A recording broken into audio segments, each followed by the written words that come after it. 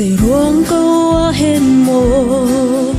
xuân nát ngay lâu mi van bôi pha ân tha lung lệ thiên ni roa lâu in khô si lâu dây xuân nát ruộng hên hít lúc in tem in nát ở tuổi na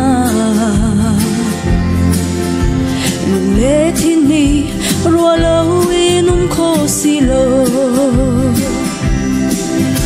anh chỉ hình lu chín cân suy lu chín sung bì anh khen nạc mẹ bê cân cha đâm nạc sung bì a si a thi luang mi dùng giá nun nạc cần mu nạc a si shen nạc lệ thi nạc ni an tê khâu lâu a cần khăm tu thi nạc in ni thum nu a thâu chân ra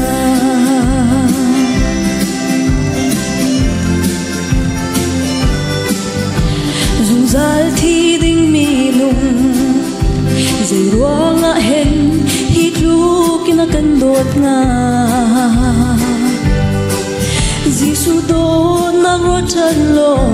nang ngam lai prophet chim sung bang khan a hung kinh than sung in na thâu chang hallelujah amin thang tha chin câu se anh chỉ mi linh lu chín cân suy lu chín sung bi anh khen nạc mà bê cân cha đâm nạc sung bi a si a thi luang mi dùng giá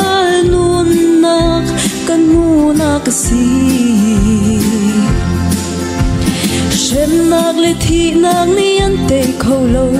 a cần khăm tu thi nạc in ni thum nu a thâu chân ra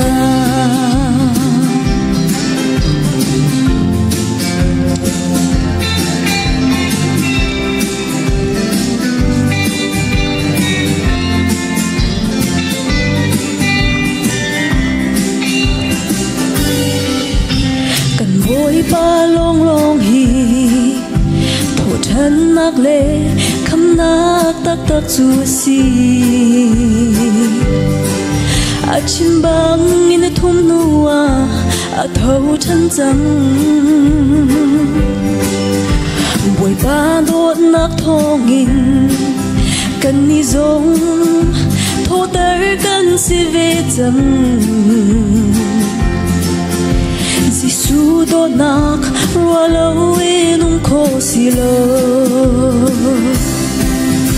anh chỉ mi linh lu chín cân suy lu chín sung bi anh khen nạc mà bê cân cha đâm nạc sung bi a si a thi luang mi dùng giá nun nạc cần mu nạc a si shen nạc lệ thi nạc ni an tê khâu lâu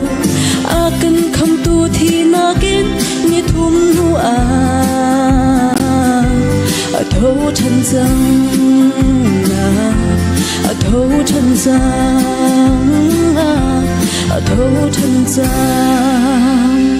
Và bằng sự bài đặc biệt thì cho câu sẽ